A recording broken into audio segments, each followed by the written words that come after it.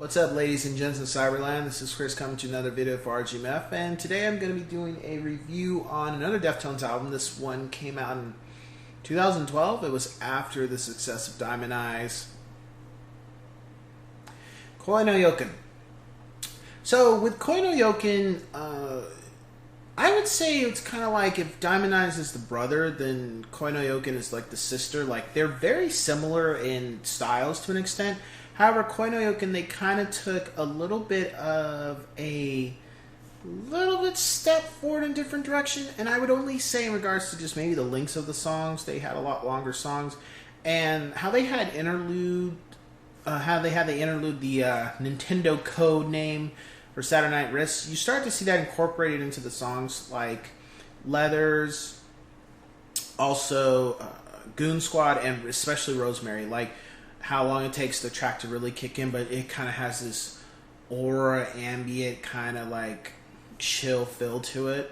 And then before Goon Squad really starts, the way Rosemary ends, it kind of very somber, and then you hear the guitar coming in, but very subtly, and then boom, kicks in with Goon Squad, like the abrasiveness and stuff. So, you know, it was stuff like that.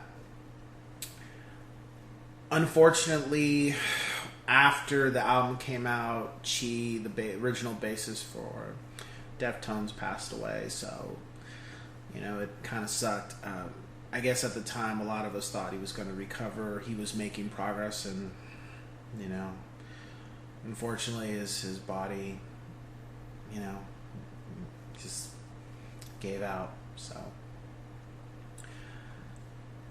during this time too, the band also was, I think, doing almost like a revitalization because of Diamond Eyes, and they were continuing just to go forward. I think too, a lot of us were expecting Eros to come out probably a little bit after this. However, we've only heard Smile, so nothing's really changed with that. In regards to the tracks, everything is pretty straightforward. I give it a 4.5 out of 5 yes sirs. Everything's pretty much on point. There's just some songs I just don't like as much as Diamond Eyes. I think Poltergeist and Gauze. They're cool. It's just, you know, I prefer other tracks over them. Whereas Diamond Eyes, I loved everything. It's just had my top 5, but then I had songs that I could just still listen to the rest of the album. Whew. So, you know, it's a very straightforward album. Starts out kicking in the door with Swerve City. It's pretty good. And then, but when the album ends with What Happened to You, it's very somber. Just the guitars are laid back. It's kind of a chill. To me, it's like a good way to just end the album after hearing Goon Squad. It's just a chill, laid back song, so it works for it. My top 5 tracks are Tempest. I love Tempest. That's just like, oof, love that song. And then Rosemary, I love Rosemary. Goon Squad, Romantic Dreams, and Leathers. Yeah, I love Leathers too. At first, when I heard Leathers, I didn't really care for it too much at first. And then, you know, it grew on me really quick. But then when I heard Tempest, I was like, yes. And for Fast and Furious fans, Tempest is the song that is at the part where Dom and Brian for Fast 7, where they're just loading up for the last battle, like getting all their bullets and guns ready and stuff. And that music that's being played, that's Deftones' Tempest. Of course, they don't play the lyrics because lyrics don't fit exactly what's going on at that moment.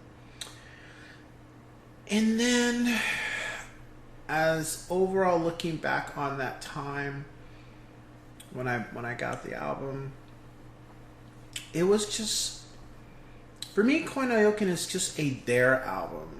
It's not a bad album. It's not a subpar. It's not one of my favorites, because, you know, Diamond Eyes and Round the Fur, White Pony are my favorites. It's just an album that, I guess you could say the band is just like, here, you know, here we are. Take it for what it is. Don't try to put too much into it. It's not a White Pony.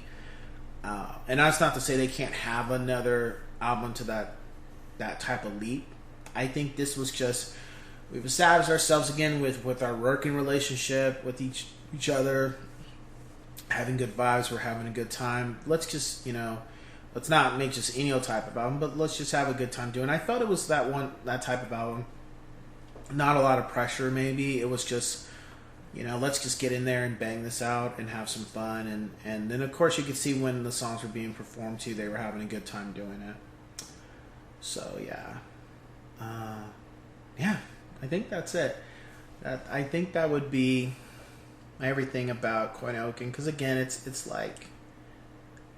It's a good album, but it's just kind of like one of those albums where it's like, hey, they released it. It was a good time. Enjoy it for what it is. So with that, let's cue the music.